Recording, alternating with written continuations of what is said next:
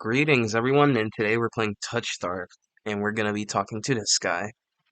He is a monster with an imposing figure that towers over me. I couldn't tell how tall he was before, but he's big. Y'all gotta chill out, you know? I think y'all probably thinking something else, but they're talking about his, like, physical features. Not like that. Illuminated by lantern light, his features are stronger, sharper. Subtle clinks of metal accompany each of his footsteps. The closer he gets to me, the faster my heart hitches. What does he want? Is he going to kill me? I step backwards and find nothing to set my foot on. I would have forgotten my back was to the C spring. I fall right before a warm hand catches my lower back. I'm hovering above the C spring, the scent of smoke and leather enveloping me. Blazing crimson eyes bore into mine. Told you to watch your step. I am too stunned to muster a response. Like I weigh nothing, he guides me back to solid ground and steps back, following a subtle gesture from his fingers. The soulless around us disperse and relax. The shift in their demeanor is so abrupt, it gives me whiplash. The enormous tentacles are no longer in the rafters, though now I doubt I ever saw them at all. Either way, I exhale a breath of relief. Thanks. Why isn't he looking at me? Like, look at this. This gives off like moody right here. Moody, way too moody. As focused on me. Oh, this music. Hold up. Okay, this music is kind of nice. As focused on me as he was before. The monster pays no attention to me now. He kicks some seat pillows out of the walkways, check the contents of the kettle with a scowl. The sudden disregard is almost insulting. So that's it? I'm not a threat anymore? Never were one. Oh, now he looks at me. Then why do you threaten me? People get honest when they're afraid. Oh wow, bro. So like, imagine this guy has you at gunpoint. And like, let's say you're playing truth or dare, and like you say truth, and he's like, I don't believe you, and he whips out his gun to. In other words, he was messing with me. I drag a hand over my face, exhausted by the fact that this is the second time a monster has provoked me today. You're Aeus, aren't you? Depends who you're asking. Oh wow, we changed the name from Bastard to Aeus. Amazing. One of your friends told me this was your territory. She also said you were a gang leader. I forgot he was in a gang. But there's no one else here. I thought there would be more people. Aeus picked up the kettle and walks to the edge of the sea spring, then dumps out the continents into the endless red. Gang took a walk. Aw, look how he smiles. It's so cute. Like, actually. His pleasant smile stretches across his face, ear to ear. Then instantly it drops, damn. I get the sense that I shouldn't ask about his gang again. Something must have happened. I have learned to recognize a real leader when I see one. Aeus regrettably fits the type perfectly. It reminds me of Mikey, the way that smile, like from Tokyo Revengers. He knows how to scare people, and he expects submission. What do you mean by submission? What do you mean by submission? So in his eyes, we're all just submissive, you know? Damn. But it's uncommon for someone so used to being in power to be so alone. What do you need the sea springs power for? Depends. Can it cure a curse? Probably. You mean you don't know? Nope. Damn. Oh, he got makeup on. Or is this like demon marks? He shakes out the empty kettle and starts collecting stray cups, tidying up. My frustration builds. I narrow my eyes at him in a questioning glare. When he noted, this is some. See, last episode, Vere, that was sexual charismatic. This is Riz right here. See, It depends on the person, though. If you out here giving this face to, like, girls or something, or even dudes, I don't know, man. If you're not him, they might call 911. Sorry. When he notices, he returns it with an amusing smirk. Are you being irritating on purpose? Listen, Sparrow. The sea spring can cure anything. Nothing's stopping you from trying it yourself. Did he roll his eyes? What? What do I have to do? Drink. I have to drink from the sea spring? My eyes glide to the blood-like pool beside us. The idea of ingesting the strange liquid makes my guts churn. Is there a price? Always. Aes taps his temple with his finger. You lose it a little bit. That's it? Might have already beat it to the punch. My humor earns me an amused fang grin. Goofy smile, not gonna lie. Like, what is this? This is a little different. When you drink from the sea spring, you forget who you are. Your mind combines with everyone who ever drank it before. Humans, monsters, soulless. One big, happy family in your head. My blood runs cold. I have heard of these before. Root minds. I thought they were just a rumor. I have heard whispers of cults forming rituals to bind their members' minds together. It never seemed possible. But something tells me this is real, even if one thing doesn't add up. Your eyes are red too, but you obviously haven't forgotten who you are. Before I can finish my sentence, Aes strides past me towards the entrance. Time's up. Let's finish this later. Wait, already? You barely told me anything. Came on a bad day. I got somewhere to be. There are still so many questions burning on the tip of my tongue, but my frustration spills out before any of them. I was told to come here for help, but instead I get threatened and kicked out? You're joking, right? Watch your tone. I'm nice, but you don't want to ruin the hostess mood.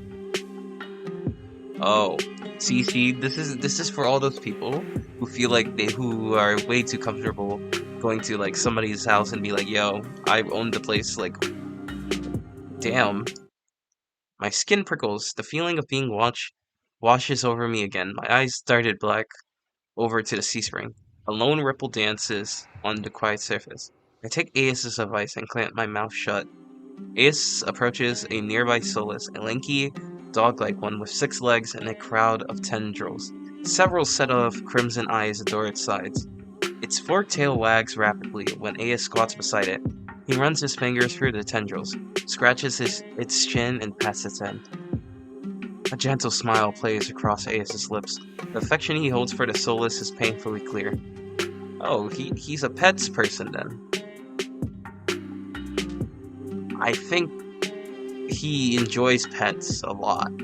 Not those types of pets. I tip my eyes away, my stomach fluttering at the tender sight. It's getting dark out, so this pretty girl would glide you back. Following a short whistle from Aes's lips, it trots over to the entrance, obediently tail swaying. I watch the Solus warily. Pretty is not a word I would use to describe it, and the idea of it protecting me sounds absurd. If I decide to drink, how should I find you? Find someone with eyes like mine. They will point you in the right direction. Think it over. Once you drink it, you can't go back. It's a lot to process, but I gave a small nod. At least I know I have another option for a cure, as disturbing as it may be. I follow the Solus at a measured distance and watch it nudge the giant doors open with ease. When I am about to cross the threshold, I sneak one last glance behind me. My heart skips up when I meet Aes's eyes. I'm about to snap my head away. Hear me? No.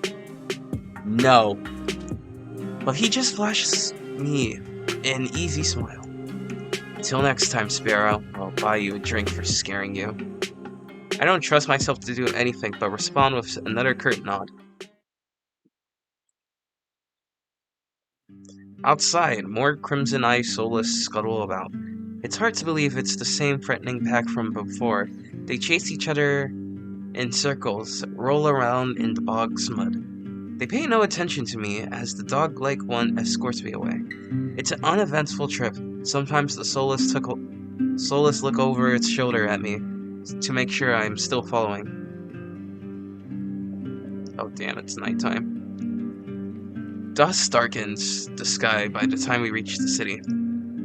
The Solus sits and it looks at me expectingly with familiar crimson eyes. I should pet it. As nervous as I am, I carefully glide my finger through the Solus tendrils and scratch beneath its chin, just like AS had. It pushed into my palm in response, rumbling with a sound akin to a purr. The vibrations are soothing, almost healing my fatigue. When it's satisfied, the Solus sprints around and scampers back in the direction we came, vanishing into the darkness. It's barely my first day in Erida, and I have encountered so many things I would have thought were impossible. Tame Solus being one of them. My head spins. Maybe I should call it a day. Are we going night? We're going sleep? Or, oh, we're heading to the bar, right? Nightfall creeps across the streets of Erida. The city labyrinth, even in daytime, has become a warren of treacherous alleyways. The streets are completely deserted. If I hadn't been here earlier, I would have thought this part of the city abandoned. I make my way through the winding streets, doing my best to keep my bearing towards the wet wick. My steps slow when I hear rustling in the dark. I strain my ears, but everything is still. Is the silence playing tricks on me? If it's very again, I would lose my mind. If it's very, I would actually lose my mind, unironically. I would not want to deal with him right now. Please. I'm imagining things. I take a deep breath, quelling an instinctive flicker of fear. I know my nerves are shot, but if I give in to a paranoia and start running, I will just get lost. Measuring my breaths in steps, I forge ahead. Though I keep my eyes sharp and listen intently, there is only the sound of my own footsteps. As the moments pass and nothing happens, I begin to wonder, maybe I really did imagine that noise. I turn the next corner and my thoughts come screaming to a halt. My head spins, the world blurring, as adrenaline rushes through my veins. Only one thing is clear amidst the haze. Yo, it's my op again. Holy moly. It's him. This guy. The guy people would say hear me out for. The Solus that attacked the caravan. It crouched over a dark and indistinctive shape, a body.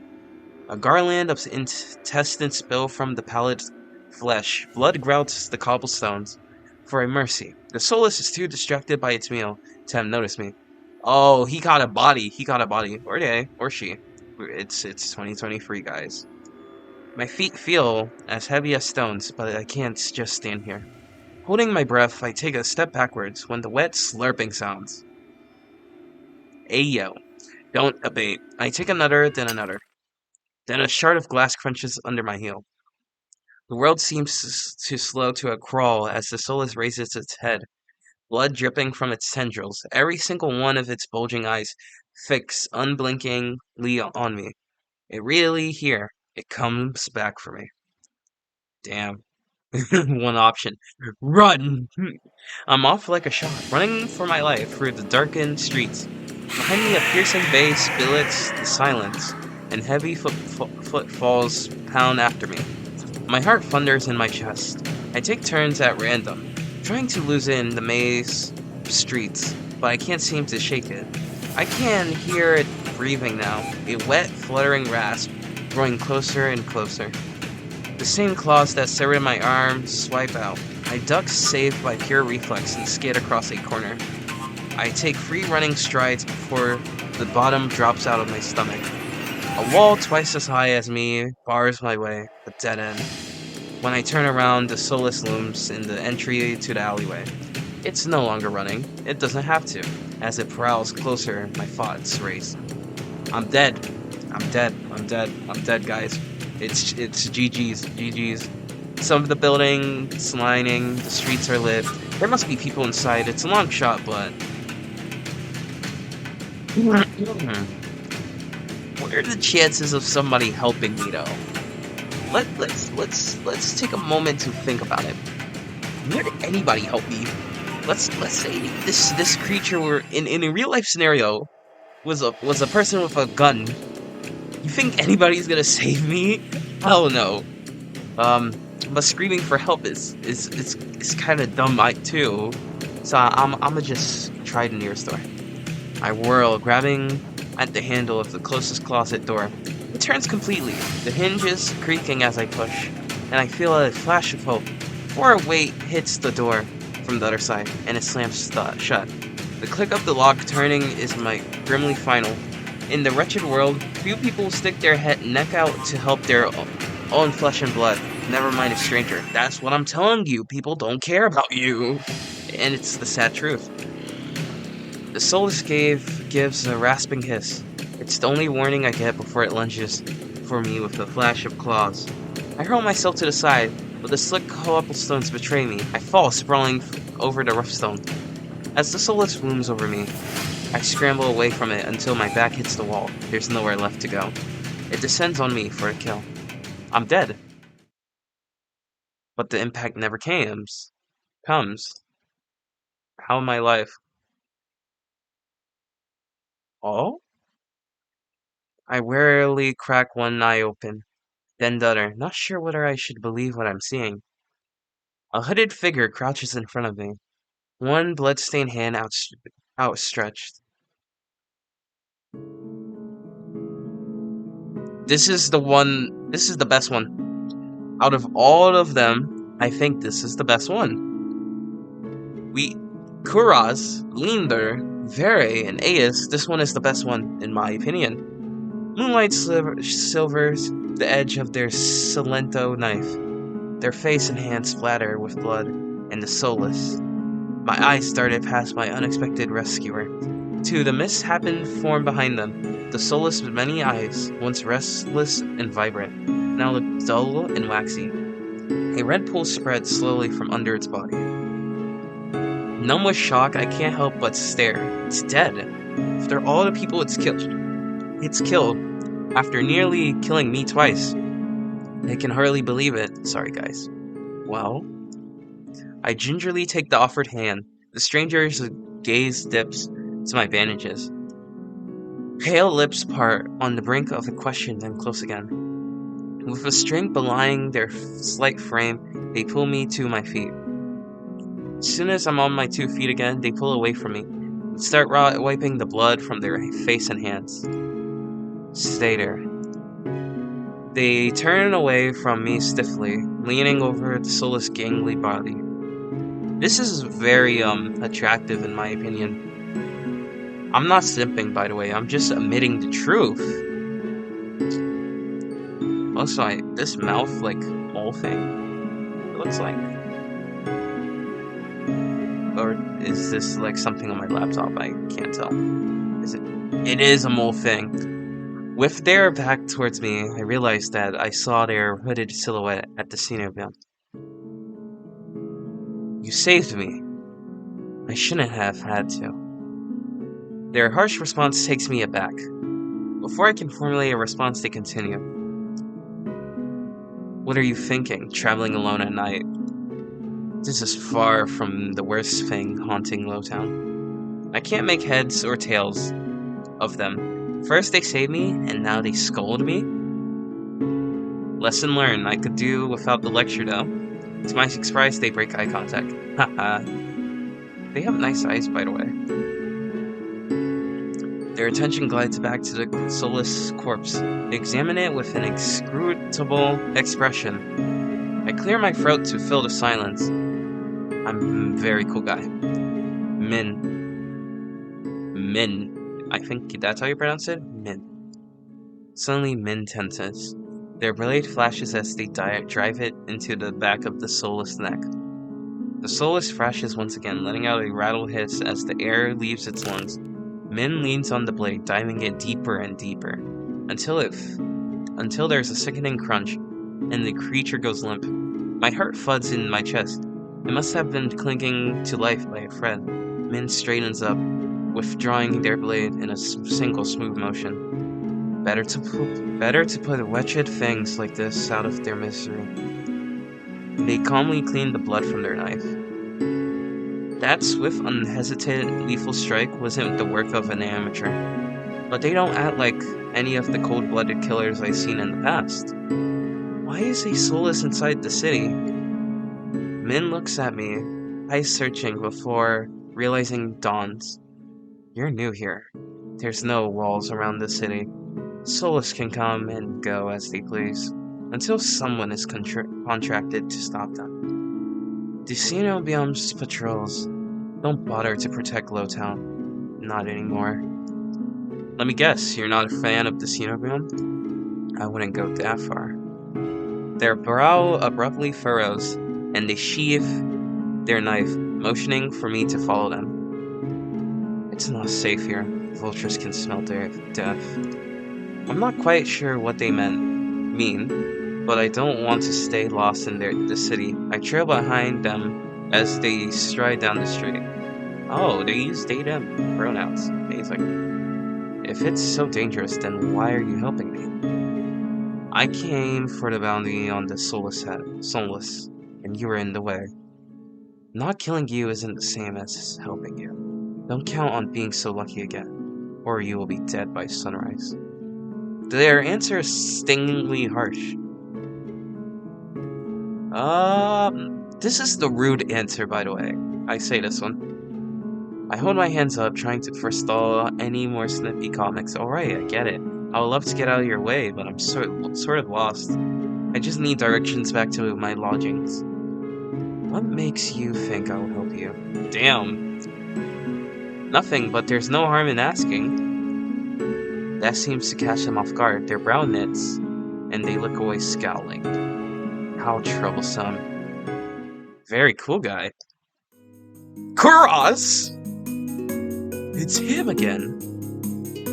I turn, surprised by the voice. Kuros walks down the street towards us. His white gold clothing is pristine, despite the grime of the city. It's the hot doctor, guys. It's the hot doctor. Hello, Min. I see the soulless was your work. Min shrugs. There's a familiarity to the way they regard each other. I didn't know you had friends, Min. I don't. I freelance work is dangerous, and Kuros is a doctor. That's all. Very cool guy needs to get back to wherever they're staying before they wander into the jaws of another soulless. It is late. Were you able to find a place to stay, very cool guy? I'm staying at the Wetwick. Both their faces fall, damn. They're both disappointed at me. Ribs. I see. Would you like a guide? It might be preferable to wander about alleyways. That would be nice. Min clicks their tongue and sigh, sounding my foot out. Going to the Amaryllis district? That gaudy cesspit? Come this way. Despite Min's clear distaste, when Kuros leads me down the city, they keep pace with us. These two are my favorite characters, not gonna lie. I'm just saying I like their dynamic. Catching my curious glance, Min's eyes to narrow. It's not safe this late. I don't care about you. But Kuros is the only doctor worth a damn in this place. Are you like this with everyone? That pen look Min gives me is answer enough. Catch Kuros hiding a slight smile. Aw. Suppress a sigh and resign myself to having a grumpy shadow all the way back to the Wetwick. The route Kuros takes is completely different from my slow meandering earlier in the morning. In no time at all, he cuts through the darkened streets and twisting alleys. This is the place. It seems like half the city has poured into the Amaryllis district's colorful streets. Laughter, clinking glasses, and music assaulted my ears from every direction. Yet the most noise still comes from the Wetwick. Its doors hang wide open, lantern lit. Here we are. He moves towards the door, and Min lets out an audible huff. Don't tell me you're going in. I have some quick business with Linder. Ugh, fine. He still owes me for yesterday's work. They drag their feet reluctantly, trailing me into the tavern. Oh, they got beef.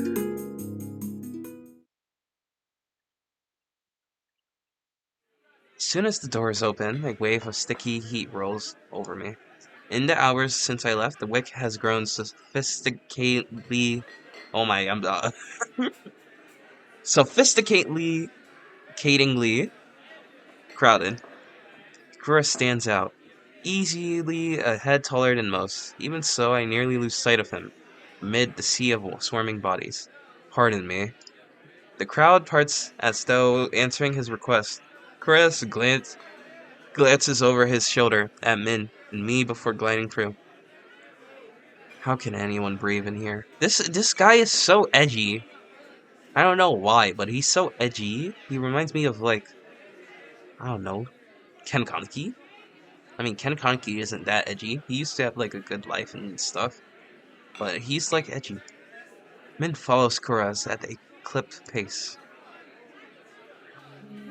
Leander is right where I left him. Although he traded places with the bartender, he holds a pair of shot glasses filled to the brim with luminous green liquid.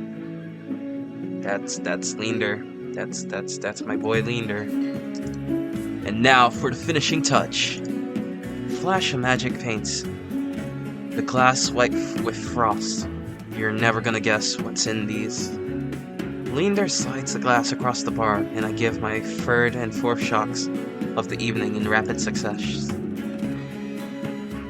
Ace leans against the bar and elbow propped up on the corner. Why is he here? He catches the glasses and lifts one onto the light before turning it upside down. The contents magically congealed and stay firmly in place. You're supposed to make drinks, pretty boy. Don't tell me you're wasted already. Very! Not this man again! Why are they all in the same room? Very perches on the bar's counter. Ace takes another look at the shot glass and shakes his head. What have we here? A bucket full of boogers? Leander's nose treasure.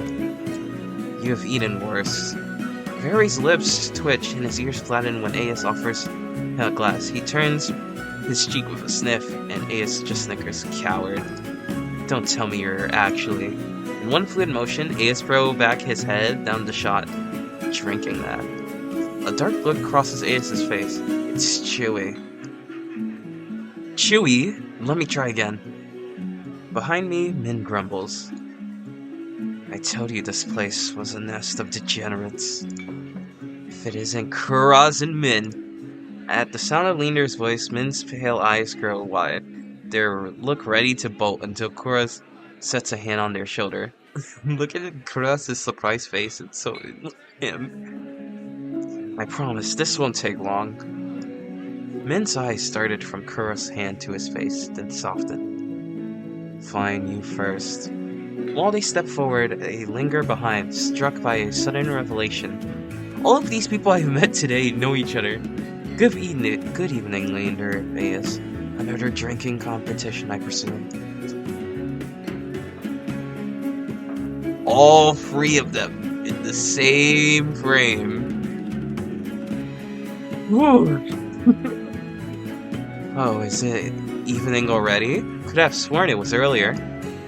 Just some friendly rivalry, Doctor. Nothing to be afraid of.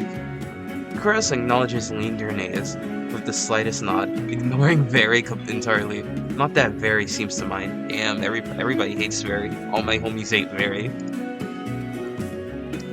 He tilts his head, and an impish smile curves his lips when he spots Min looming silently behind Kuraz. I almost didn't see you there, Min. Looking for your booster seat. Min push back their hood. Their level vary with a cool look. I thought Ace wasn't allowed to bring pets in here. Very tail gives an angry touch. Damn. Why do you have beef with him? He's just a problem starter. He's just a troublemaker, you know?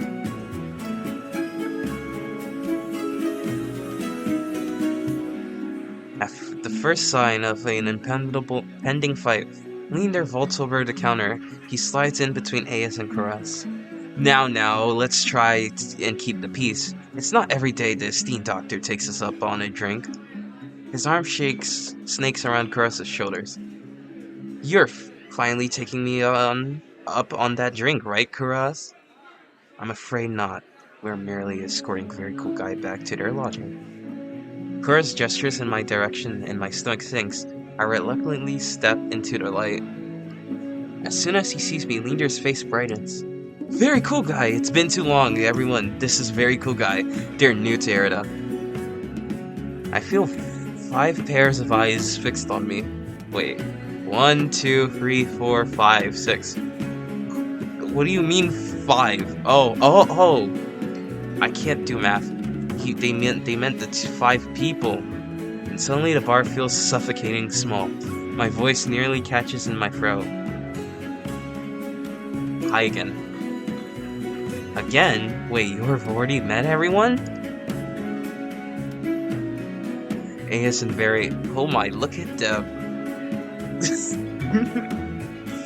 they're giving off girl boss right here. They're giving off, you know... Even though liking these two are like absolute red flags, I think I see the appeal, guys. I see the appeal. AS and Very level me with a subtle amused expression. Very's tail gives a lazy wag. We did, not that long ago either. I'm starting to suspect they were stalking me. He looks far too pleased with himself when I roll my eyes. W! This is the group, guys. This is the group. This calls for drinks. What does everyone want? In an instant, all eyes turn to Linder, freeing me from the burden of attention. Why his waist is so fit? So, like, what is this thigh? But look at Very's thigh. Hold up. Let me just. I think this. Okay. Let's examine the photo. Look at Very's thigh. Oh my gosh. Look at. Five amazing people. I can't get over how small. Oh my. Damn. Anyway, let me bring that back. In an instant, all eyes turn to. Yeah, I already read it. Sorry. I still can't believe they all know each other. Watching them talk amongst themselves feels surreal. But for the first time, since I undertook the journey to Erida, I feel a faint glimmer of hope. I know I was meant to meet them. The low, pleasant rumble of Linder's laugh pulls me from my restless thoughts. Ha! Well, color me surprised. You make friends fast, very cool guy. I wouldn't go that far. We're more like acquaintances? A wise man once said that acquaintances are merely friends you haven't shared a drink yet. A wise man? You said that here last week. I can hear Min's lips curl with distaste across the bar. Linder clears his throat and continues. Unperturbed.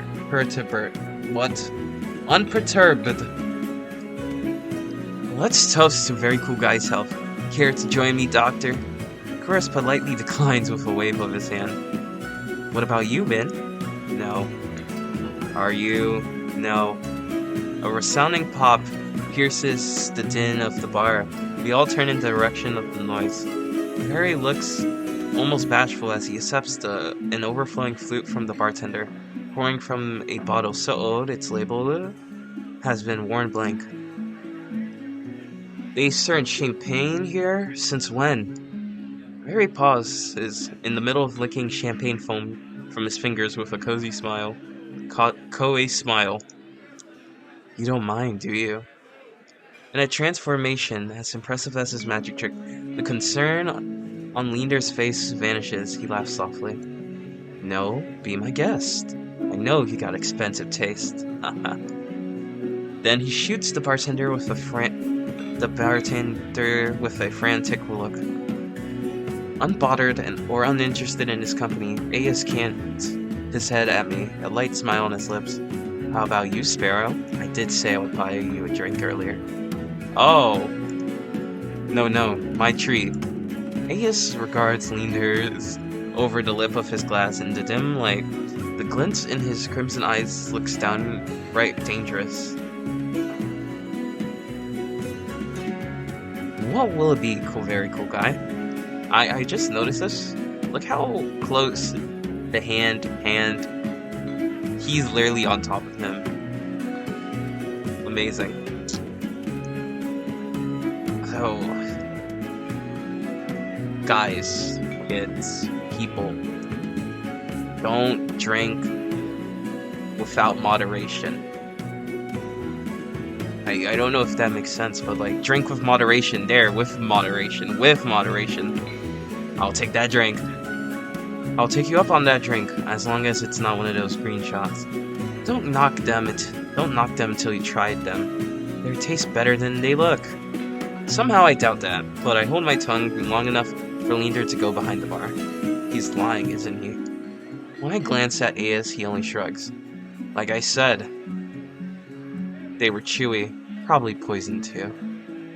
He considered his own drink a tumbler of amber-colored whiskey. Leander tried to kill me a dozen times by now. It's always a gamble. Very clicks his tongue in disapproval when he finally looks my way. It's with a half-lidded gaze softened by his third glass of champagne. Were I you, I wouldn't let Leander put anything in my mouth. What do you mean by that? What do you mean by that? I think, oh, my TikTok is gonna love these 5 people. If you haven't played the game, I really recommend trying this game out. This game, oh my, is amazing. Anyway, he fans his fingers over his chest, voice dripping with fake reverence. The Wet Wick is one of the finest drinking establishments in all of Verida. While you're here, you may as well partake of the signature watered-down drinks and stale nut letter. He sweeps his hand towards a chipped ceramic bowl filled with spinely speckled jerky that I can only assume is nut letter. W name, by the way. What is with the food in the city? As abysmal as you make it sound, this place is completely packed. It's not at all. Depending on the day, the food is edible. Ace takes a measured sip of his drink. Gotta stick around for the real attractions, though. Before I can ask what he means, Leander returns with a tumbler as he sets in front of me. Uneven chunks of ice bob in a pool of reddish-purple alcohol. I sniff the drink suspiciously. To my relief, this time, all I smell is the sharp, clean scent of gin, with an undercurrent of fermented fruit. Oh, he didn't spike my drink. Relax, it's just a local specialty. Plum gin, although if you're feeling more adventurous. I shake my head. Leander wraps his knuckles around the bar until the group falls silent. Alright everyone, let's toast. May very cool guy stay in Erida, be full of bright adventures and discoveries. Cheers! Leander, Aes, and Vere raise their glass in unison. Min only crosses their arms and Kuras watches their polite indifference. Kuras is just upfront. Min is being a bitch. Sorry. And Leaner, Aes, and Vere are just partying, you know? They vibing. I tip back my drink. The plum gin is eye-watering strong. Despite a sharp medical edge, it goes down smooth. One sip softens the edge of my vision. The next fades the din of the crowded bar into a low, persistent murmur. I find myself unwinding for what feels like the first time in years. Aren't you the popular one, very cool guy? I'm guessing you met Kuras first. It would be more accurate to say that I found out. He saved my life. I mean, performed my duty as a doctor. Although I must admit that I was confused when I woke up missing all my clothes. Yeah, oh yeah, he did strip me naked. Leander makes a choked noise somewhere behind him. Min sighs. It's not what you think. Very cool guy was in brave condition. I could hardly treat such injuries through tattered clothing.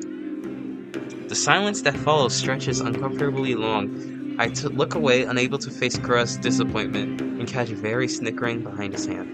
That's my cue to change the topic. Damn. Kuras isn't the only one who saved me today. Don't you listen? I didn't save you. You were simply there. That's Min for you. Leander reaches for Min, but they duck under his arm with practical ease, without so much looking his way. Damn. As reliable as they are moody. Yup, this guy, moody. We always love the moody type. You're the one to talk, considering you neglected to warn them to stay off the streets at night. Oh, I might have gotten a little distracted. Oh my, him and his blushing again. Oh, this episode is gonna be long. Forgive me, guys. Min's only response is a short breath. At any rate, I never got a chance to thank you, Min. Don't. The less Solus alive, the better. For a heartbeat, Min's eyes flick towards Aya's, and their lips twist. Ace is too busy nodding along to various enthusiastic pantomime of stabbing to notice, lost no doubt in an enfrailed discussion. I have enough of this hellhole. Let's go. Min and Kura share a brief look, then the doctor speaks up. Very well, but there is something that I must discuss with Leander. If you excuse us, very cool. And just like that, the three of them depart, leaving me alone to savor my gin in silence.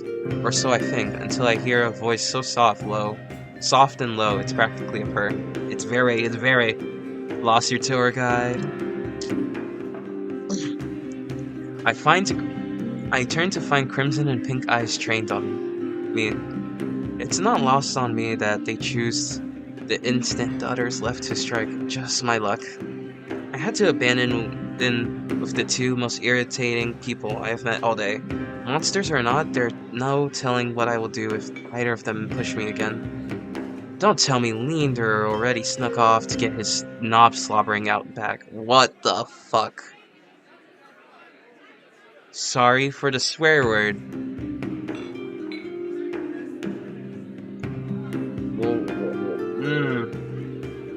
So Leander, a freak like that. Come on, Leander, come on. You were supposed to be wholesome. He's got business with Kuras and Min. 2-on-1 business. Isn't he lucky? Barry is just dirty-minded. I can't tell if it's the champagne or the company, but Barry has grown noticeably more relaxed. He sits with his chin propped on his back. His ears twitch whenever a hiccup shakes his shoulders. Why are you so far away? Come join us. He pats with the empty bar stool beside Ayas, but I hesitate. The smile Very swears is sweet and distinctively sly. And with drinks in the mix, I dread how he and Ayas will mess with me next. We don't bite.